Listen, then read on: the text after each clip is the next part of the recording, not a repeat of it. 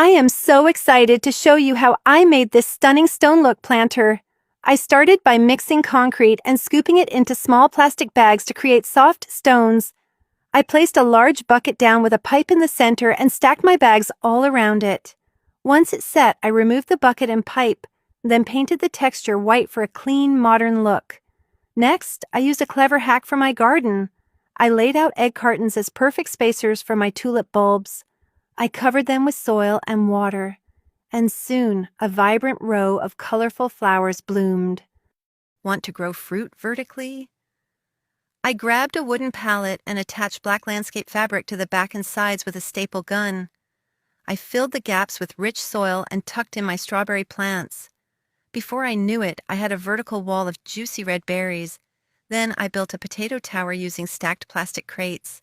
I lined each one with hay, added soil, and planted a seed potato in the center. As I stacked the crates higher, the plants grew lush and green. When it was harvest time, I found a bounty of fresh potatoes waiting inside. Next, I built a sturdy A-frame trellis for my climbing veggies. I leaned 2 wooden pallets against each other and secured the top with my drill. I planted seeds at the base and watched as the vines covered the structure in greenery. Then I created a high-efficiency strawberry bed. I used a saw to shape holes into large PVC pipes and place them inside a raised garden frame. I tucked my plants into the openings, which keeps the berries clean and off the soil. Look at those bright red strawberries dangling over the edges. It's beautiful. For my tiny seedlings, I used eggshells as biodegradable pots. I filled them with soil and seeds, and they sprouted perfectly on my windowsill.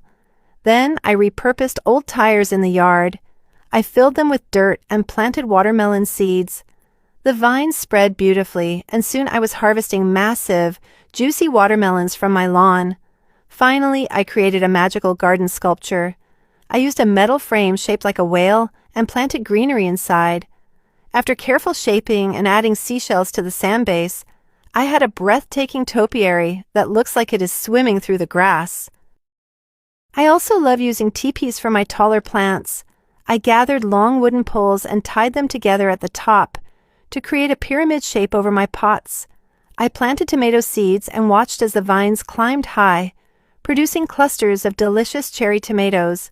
It is such a space-saving way to grow.